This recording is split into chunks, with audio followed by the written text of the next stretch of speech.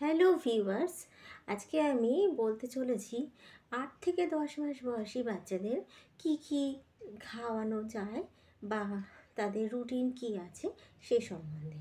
প্রথম কথা বলি, তারা যেহেতু একটু বড় হচ্ছে আস্তে আস্তে, তো তাদেরকে সলিড ফুডটা, যেটা 6 থেকে 8 মাস বয়সে যেরমভাবে একেবারেই পেস্ট করে খাওয়ানো দেওয়া হতো, সেটা থেকে আপনারা চেঞ্জ করেই দিতে পারেন।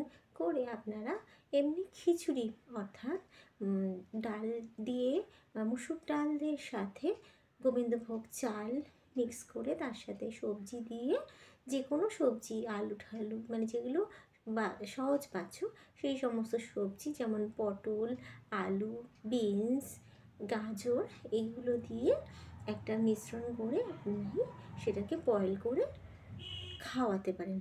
এবং সেই মিক্সচারটা একটু রাখবেন সেমি লিকুইড বা সেমি ওয়াটারি, যাতে কি না খেতে ইনটেক করতে সুবিধা হয়।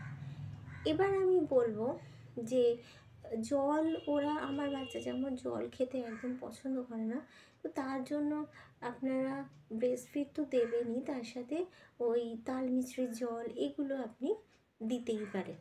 তাতে কি, বা লিকুইড জাতীয় কোনো দেন, যেমন ফর্মুলা মিল্ক, সেটা আপনারা দিতে পারেন। আপনারা অনেক সময় ফর্মুলা মিল্ক দিয়ে পায়েস রান্না করে, গোবিন্দভোগ চাল দিয়ে পায়েস রান্না করে দিতে পারেন, তাহলে মুখের স্বাদ ভালো লাগবে, তাদেরও একটু মুখের স্বাদ চেঞ্জ করার দরকার আছে। খেজুরের রস মানে খেজুরগুলো যে পাওয়া যায় বাজারে, সেগুলো ভালো করে ধুয়ে সেটাকে ফুটিয়ে তার মধ্যে সেটা আপনি ওটসের সাথে, বা আপনি সুজি বানিয়েও ওটা খাওয়াতে পারেন। সুজিটাকে এমনি নর্মাল মানে হালকা করে ভেজে তার মধ্যে ওই খেজুরটার একটু কাত তৈরি করে ফুটিয়ে, সেটাকে কাত তৈরি করে সেটা ছেঁকে সেটার মধ্যে দিয়ে চিনি দিয়ে, বা চিনিটা সাধারণত দেয় না, বলে খেজুর, কিন্তু আমি আমার ছেলেকে তো চিনিও খাইয়েছি বা চিনি দিয়েছি, তাতে কোনো এফেক্ট হয়নি। তো এইভাবে সুজি খাওয়ানো যেতে পারে। ওটস মানে যেগুলো মশলা ওটস না, নর্মাল যে প্লেন ওটস, কোয়েকার ওটস যেটা, সেটা আমি গুঁড়ো করে ডাস্ট করে, আমি মিক্সচারের সাহায্যে ডাস্ট করে সেটাকে আমি কলার সাথে বা ছোট ছোট আপেলটাকে সেদ্ধ করে সেটাকে ভালো করে পেস্ট করে আমি সেটাকে মাখিয়ে খাইয়েছি। তো 8 থেকে 10 মাস বয়সের রুটিনটা এরকমই হবে। আপেল, অর্থাৎ বয়েলড অ্যাপেল, কলা আপনি দিতে পারেন অল্প স্বল্প, কলা খেতে যদি ভালো চায় তাহলে দিতে পারেন। ডিম সেদ্ধর হাফটা দেবেন, পুরোটা দেওয়ার দরকার নেই, হাফটা দেবেন। এইভাবে আস্তে আস্তে একটু একটু করে ওর খাওয়ার যে হ্যাবিটটা, সলিড খাবার হ্যাবিটটা আনতে হবে।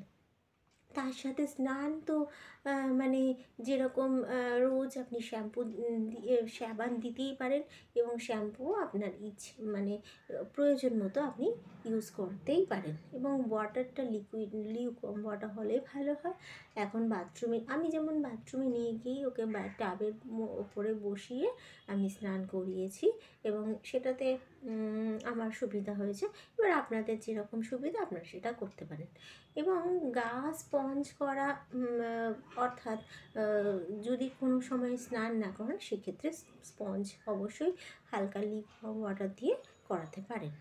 এছাড়াও আপনারা ওকে বেবি যে সমস্ত প্রোডাক্ট, সেইগুলো ভালো করে ইউজ করলে, তেমন অয়েল, যেমন পাউডার, এগুলো আপনি, অয়েল তো রেগুলারই আপনি ইউজ করতে পারেন, কিন্তু আপনি বুঝে নেবেন যে বাচ্চার কোনো র্যাশ হচ্ছে কি না, বা কি, সেটা সেই বুঝে আপনাকে সেই প্রোডাক্টটা ইউজ করতে হবে।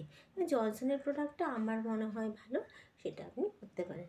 হাগিসও 4-5 ঘন্টা গ্যাপে, 6 ঘন্টা গ্যাপে আমি চেঞ্জ করিয়ে এসেছি, যেটা আমার মনে হয়েছে যে এটা চেঞ্জ, যেহেতু একটু বড় হলে মিডিয়াম সাইজটা আমার লাগতো। 7 থেকে 12 বছর বয়স, 12 কেজি ওজনের মিডিয়াম সাইজ লাগে, সেটা আমি 10 মাস থেকে সেটা ইউজ করে এসেছি।